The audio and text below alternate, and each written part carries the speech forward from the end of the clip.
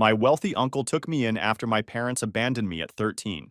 15 years later, they showed up smirking at the will, reading expecting millions, until my uncle's lawyer exposed the truth and left them pale. Hey Reddit, so here's the deal. My parents ditched me when I was a kid, and the only one who stepped up was my uncle. Fast forward years later. I've got my own life, my own business, and I thought I was done with them. Turns out they had other plans. Let's just say things got messy. People always assume when parents abandon their kid, it must come with some dramatic fight or a screaming match. For me, it was just a cold Tuesday morning when I woke up to an empty apartment and a note on the counter. Up until then, my life looked average. I was Eli, 13 years old, only kid, living with my parents. Dad ran a small used car lot a few blocks away. If you've ever driven past one of those places with the inflatable tube man flapping around, that was basically his empire. He thought he was some business kingpin, but really, half the time he was rolling the dice at casinos instead of rolling cars off the lot. Mom ran a daycare from the apartment. She kept it afloat for a while, but when her depression got bad, parents stopped bringing their kids. Word spreads fast when the sitter cancels 3 days in a row. At first, we seemed like a normal family. We had Friday movie nights with microwave popcorn, camping trips in this beat-up tent that leaked if it rained, and cinnamon rolls on Christmas morning. Nothing fancy, but it was ours. Then cracks started showing. I'd hear them arguing late at night. Dad would come home later and later, always smelling like stale smoke and grease instead of dealership floor polish. Mom spent more time in bed with the blinds closed. I'd ask about groceries, and she'd snap at me to make do with cereal or whatever scraps we had. Dad promised he'd turn it around every week. Promises were his favorite currency, cheap and easy to spend. I tried to keep things steady, kept my grades up, cleaned the place without being asked, didn't complain about wearing the same shoes until the soles almost wore through. I figured if I was perfect enough, they'd notice and get it together. But kids don't fix adults, and I learned that the hard way. The day it all snapped, I woke up late. No one shook me for school. The apartment was dead quiet. Too quiet. Their bedroom door was wide open, which was weird because Mom always shut it during her bad days. I peeked inside, and half the closet was empty. Drawers pulled out, socks and random junk left behind. On the counter in the kitchen, there was a note in Mom's handwriting. Eli, we cannot do this anymore. Your Uncle Victor will take care of you. We are sorry. 16 words. That was it. I called Mom's cell until it went straight to voicemail. Tried Dad's number. Already disconnected. I tore through the place looking for some kind of contact info. An address book. Something. Nothing. Just me, the note, and silence. That night, I stayed up on the couch waiting, staring at the phone like it owed me answers. Day 2, the landlord showed up banging on the door about rent. I told him my parents were away, but he looked at me like he knew better. Muttered something about calling social services. That's when panic hit. By day 3, I caved and called my school counselor. She didn't waste time. Next thing I knew, Child Protective Services was knocking. The social worker, Mr. Olson, had this calm voice, like he was trying to keep me from breaking. He made calls, shuffled papers, and said they found my dad's brother, Uncle Victor. Now, Uncle Victor was basically a ghost name in my family. I'd met him maybe twice. My parents always called him cold, stuck up, and too into his fancy house decor business. He lived in another state, never married, no kids. But guess what? He was the only person who actually picked up the phone when CPS called. When Victor walked in the next morning, it was like a whole different world entered our crappy apartment. Black sedan out front, sharp suit, silver cufflinks, slicked back hair. He looked like he belonged in a boardroom, not my kitchen. He scanned the place, sighed, and said, "Pack what you can carry. The rest can be shipped later." No hugs, no sugarcoating, just straight to business. And that's how my childhood ended. Quiet, messy, and with a stranger who turned out to be the only adult who ever showed up. Victor didn't waste time. While the CPS guy was filling out paperwork, he stood in the middle of our tiny living room like he was doing an inventory check. He didn't look sad. He didn't look shocked. He just looked efficient. "1 suitcase," he told me. "Not 2. We're not hauling junk." I remember looking at my stuff, the posters on my wall, my video games, and feeling this mix of panic and anger. But I didn't argue. Something about the way he said it made it clear there wasn't room for negotiation. I crammed what I could into a battered blue suitcase, clothes, a few books, and a photo of me and Mom at the park. Everything else I left behind. CPS would handle it, Victor said. On the drive to his place, he barely spoke. Every now and then he'd glance at me in the rearview mirror and ask if I was hungry or needed a bathroom. I wasn't sure what I expected. comforting words maybe. Instead, it felt like I'd been drafted into some military program. Orders only, no small talk. When we pulled up to his house 3 hours later, I realized house wasn't the right word. It was a full-on Victorian mansion, the kind you'd see in some historic magazine. Tall iron fence, manicured lawns, stone statues I couldn't name. I stepped out of the car still in the same hoodie I'd been wearing for days and felt like I'd landed in another planet. Victor walked in behind me, gave the place a once-over and said, "Don't touch the curtains with dirty hands. Breakfast is at 7 sharp. That's all." Then he left me standing there. That night, I didn't cry. I was too wired. Everything felt temporary. Like if I messed up, he'd call CPS and send me off somewhere else. I stayed awake staring at the carved ceiling, promising myself I'd play by his rules until I figured out an escape route if I needed one. The rules came fast. Shoes off in the house, homework at a desk, not on the couch, piano practice for an hour daily. Didn't matter that I had zero talent. I broke almost everyone in the first month. Not even on purpose half the time, just because I wasn't used to structure. I'd wander into the kitchen at 8 and find the stove cold, him reading the paper. "Kitchen closes at 7:30, he'd say without even looking up. No yelling, no guilt trips, just consequences. That was the thing about Victor. He didn't operate on emotions. He was more like a boss than an uncle. If homework wasn't done, my weekend plans were canceled. If I didn't follow through, privileges were gone. He never threatened to get rid of me, though. That was the difference. Every punishment had an endpoint, and once it was over, life went back to normal. The first crack in his steel wall came about 2 weeks in. I was in my room looking at an old photo of my parents on their wedding day. I didn't hear him come in. He saw me trying to wipe tears without being obvious. Instead of some speech, he just handed me a handkerchief, sat on the edge of the bed, and stayed there until I pulled myself together. No advice, no pity, just presence. Weirdly, that was better than any "I'm sorry" could have been. Victor's life ran on systems. His company, Hughes Home Collections, wasn't just some furniture shop. He'd built a whole chain of upscale decor stores across 3 states. He treated everything like business, even me. On weekends, he'd drag me along to meetings. "Watch how they talk," he'd whisper. "See who speaks first, who gives in, who keeps eye contact." I was 14 and learning negotiation tactics before I even learned how to do algebra. But don't get me wrong, he was strict as hell. I got grounded for not shining my shoes before school. He once made me rewrite an essay 3 times because I used cool instead of effective. And if I rolled my eyes, he'd arch an eyebrow and say, "Careful, Eli. The world won't bend just because you're irritated." Still, under that sarcasm, there was something solid. Unlike my parents, he didn't vanish when things got hard. I tested him 100 times that first year, skipping piano, sneaking TV on weeknights, trying to see if he'd throw me away like my parents did. He never did. Punished me, sure, but he stayed. And slowly, I realized this wasn't temporary. Looking back, that first year with Victor set the foundation for everything that came later. At the time, though, all I knew was that I'd gone from abandoned kid in a crappy apartment to living in a mansion with a sarcastic, rule-obsessed uncle who somehow made me believe I wasn't disposable. And even though I wouldn't admit it then, a part of me started to think maybe this wasn't the worst deal after all. Victor wasn't the type to let you coast. He saw my grades from public school and basically said, "This won't cut it." Before I knew it, he had me enrolled in Westfield Academy. The school was brutal. The classes were harder than anything I'd ever seen. Kids talked about summer trips to Europe while I was still figuring out which fork to use at dinner, thanks to Victor's constant table manners drills. First semester, I was drowning. I'd spend hours at my desk, chewing through textbooks, and still end up barely scraping by. Victor's reaction wasn't sympathy. One night, I came to dinner almost in tears over geometry proofs. He put down his fork, gave me that look like I was wasting oxygen, and said, "Your circumstances changed through no action of your own, but your response is entirely your choice. Use the opportunity or waste it. I don't invest in lost causes." That pissed me off, but it also hit me. He wasn't going to hand me pity points. If I wanted to belong in that school, I had to grind. So I did. I hired a peer tutor with the allowance he gave me. I built study groups.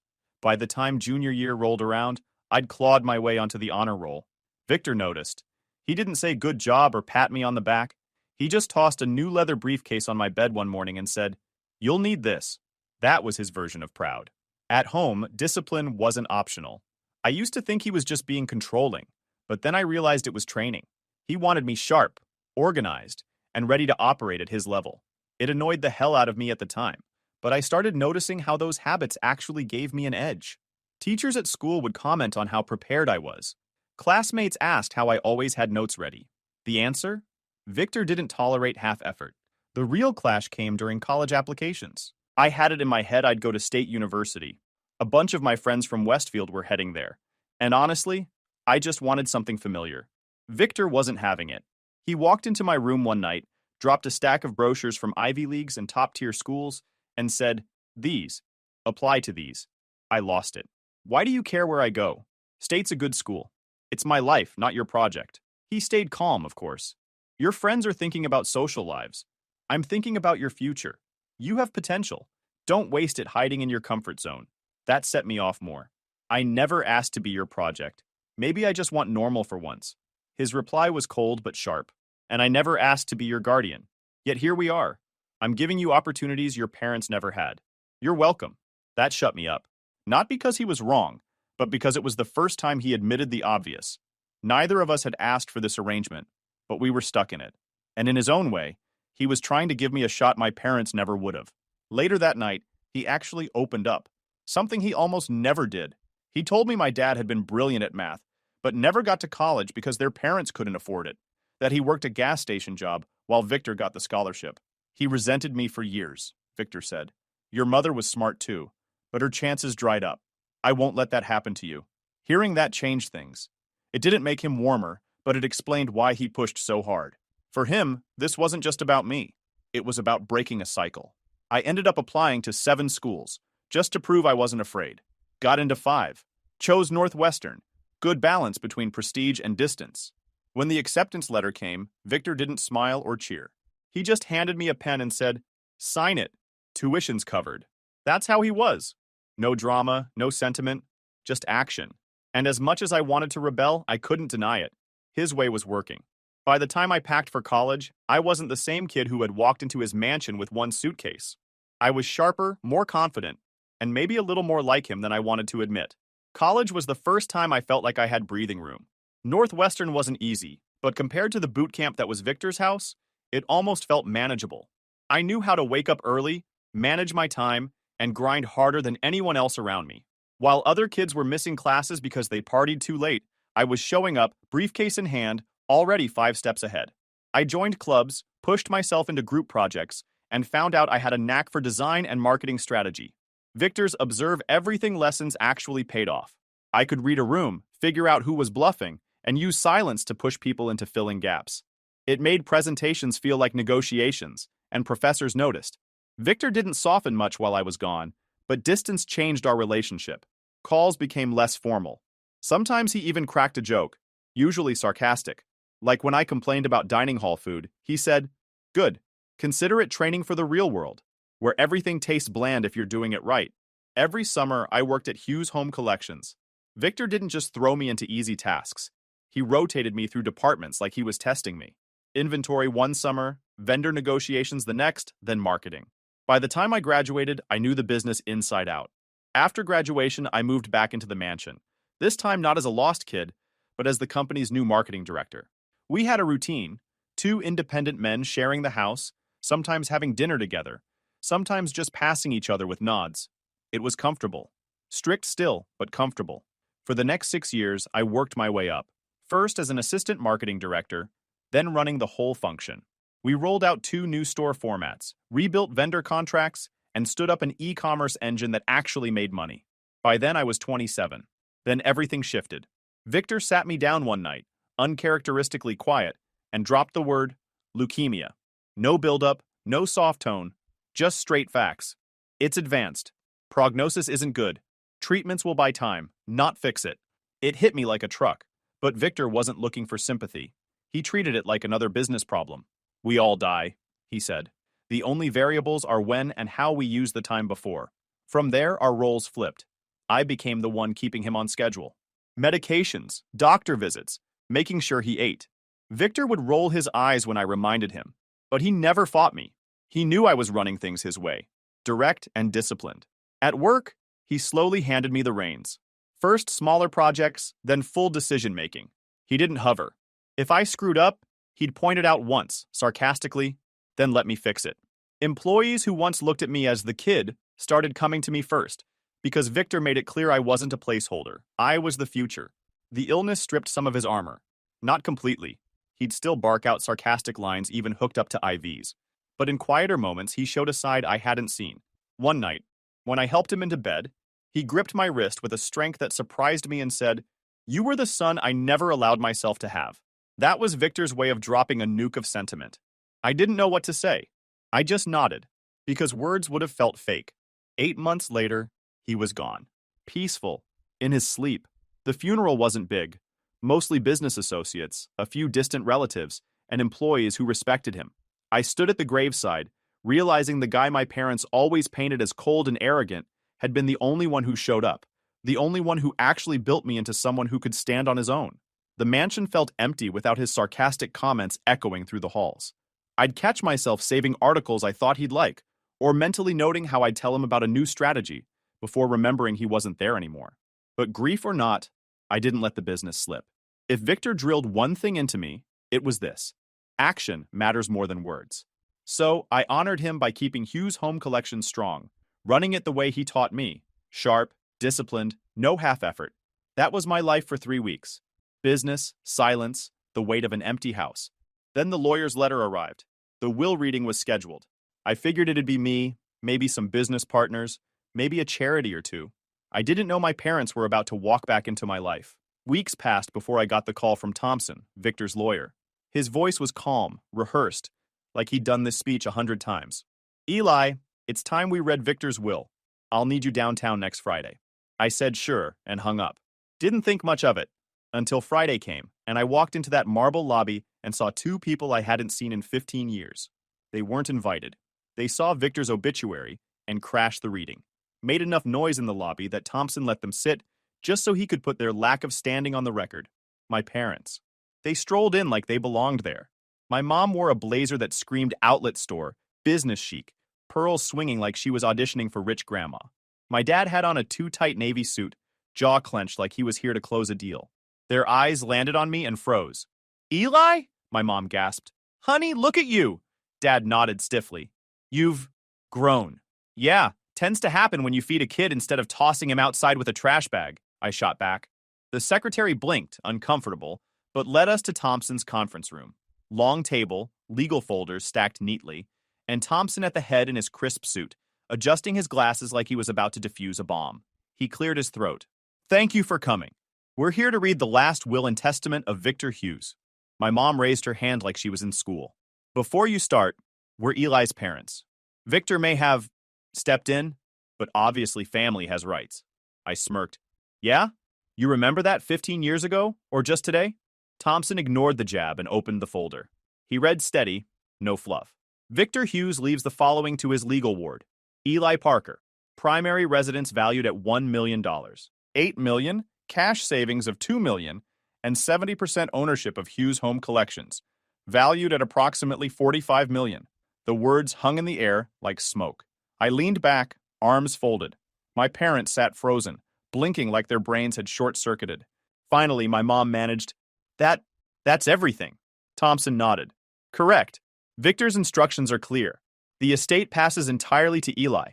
My dad shot forward in his chair. "This is outrageous. Victor manipulated him. We should at least be co-managers. Eli is young. He needs guidance."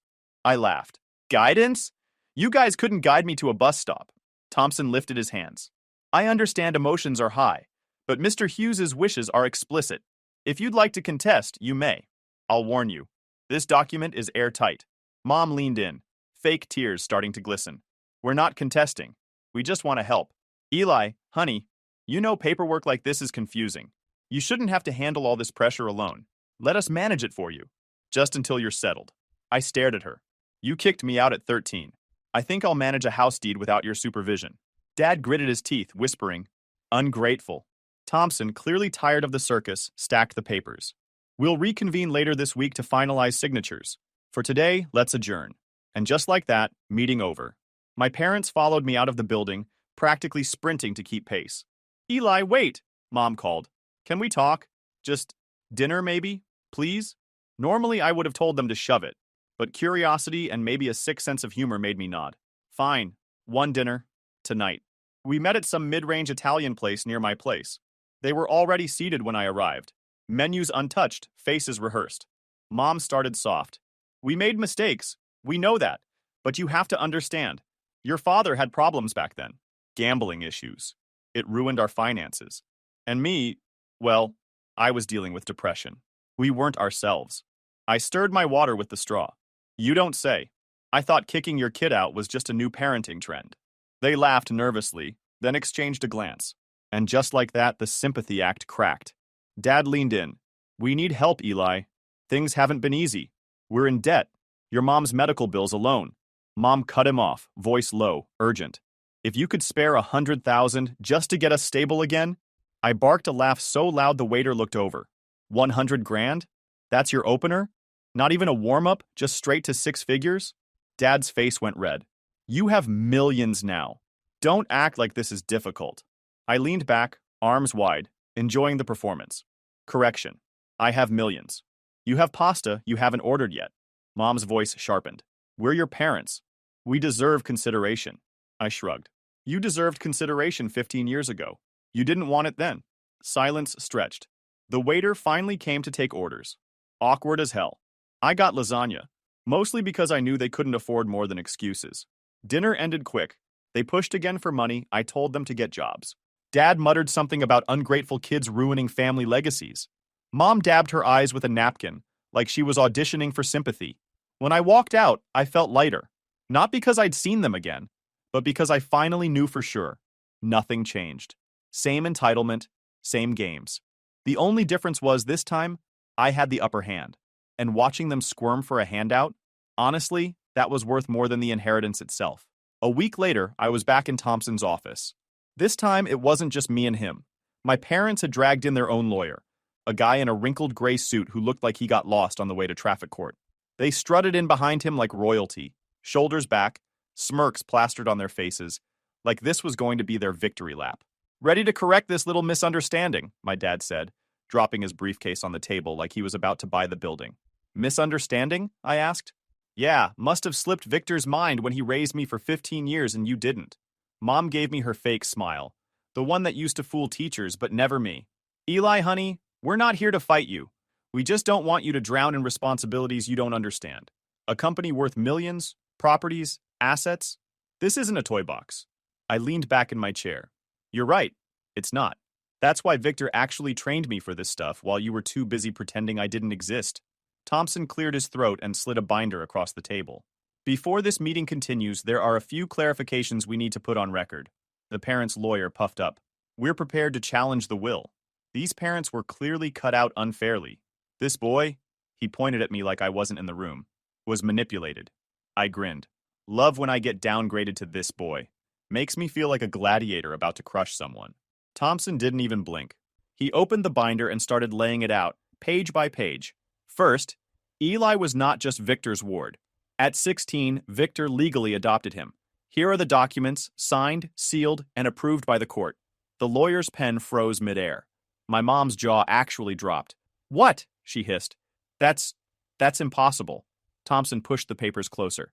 Not impossible. Legal fact, which means by law, Mr. and Mrs. Parker, you have no standing in this estate.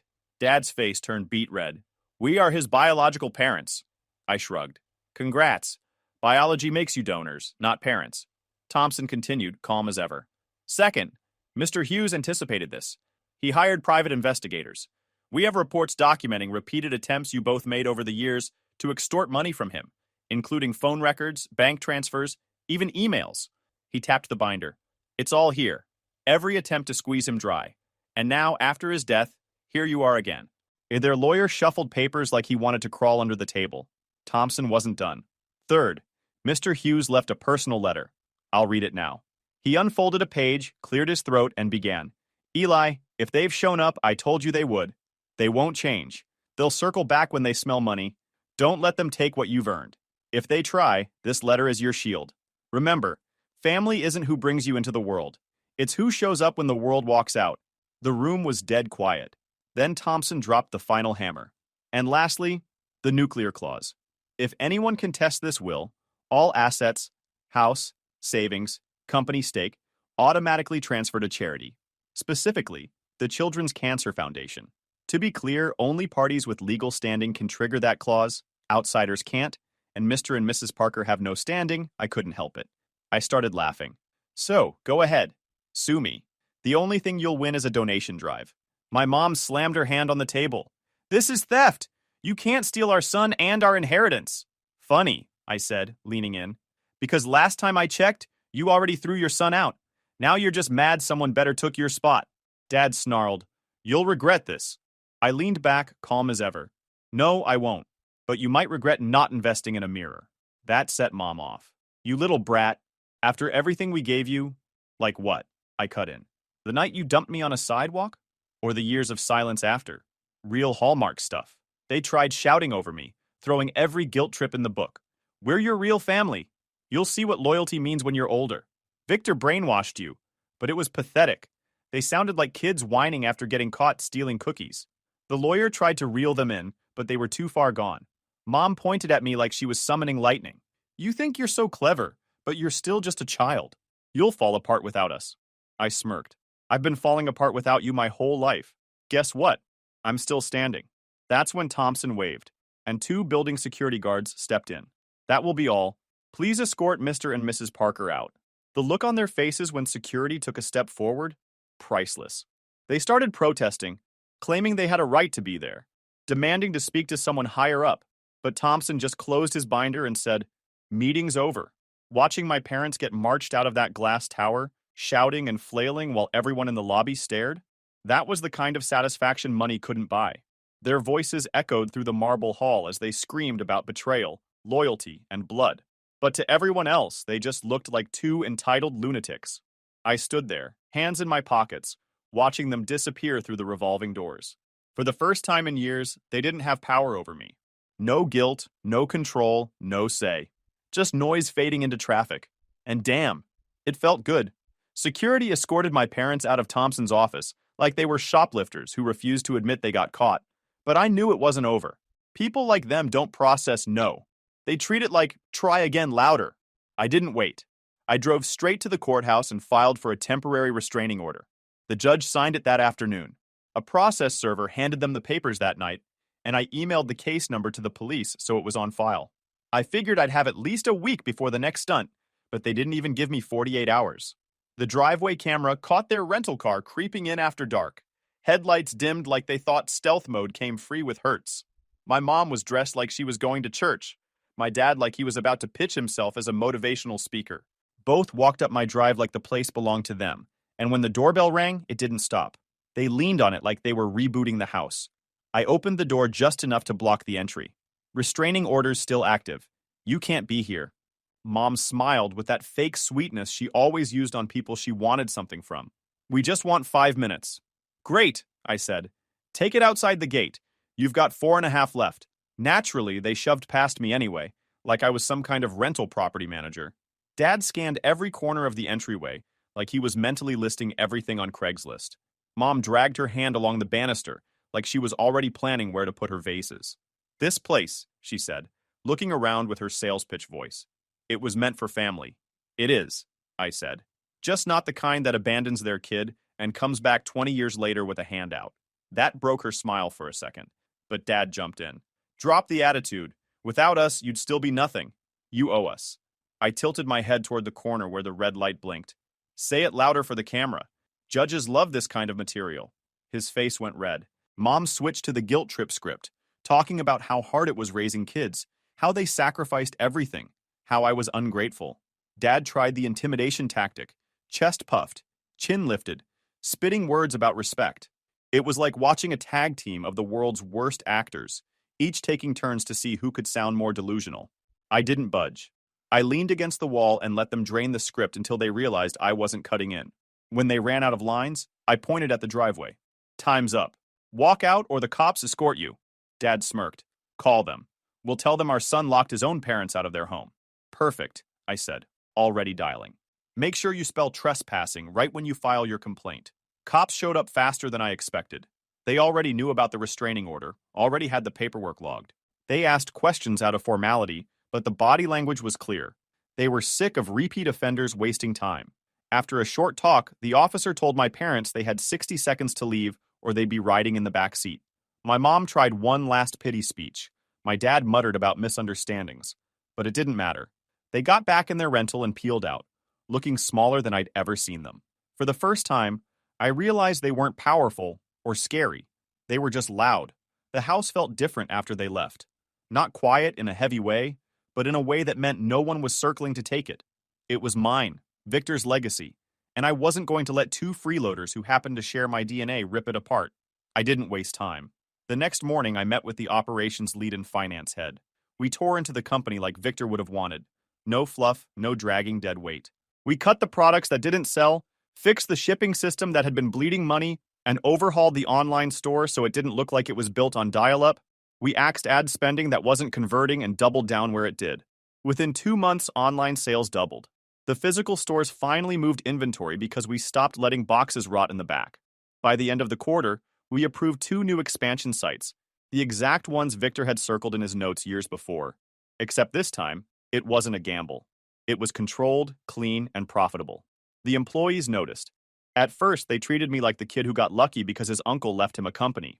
But when problems started getting solved before they snowballed, when paychecks landed on time, and when I was actually there instead of hiding in some corner office, they started bringing me real issues before they became fires. That's how you win trust.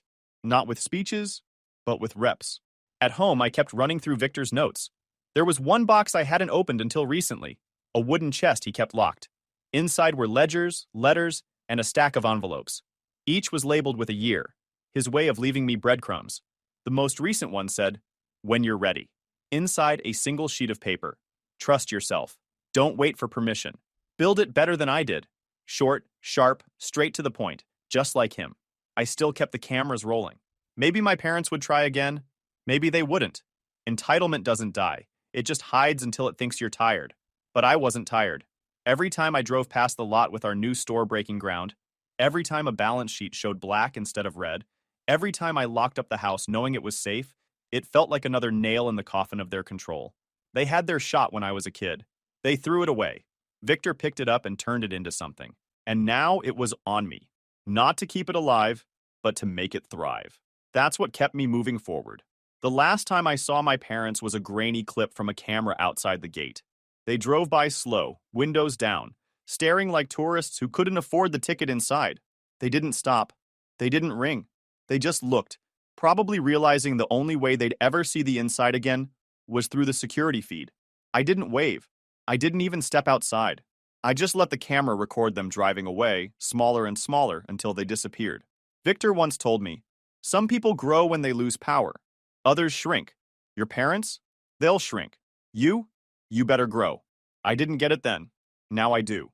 And standing in the office with our quarterly numbers on the screen, hearing employees joke in the hallway, watching construction crews break ground on new stores, I knew I had.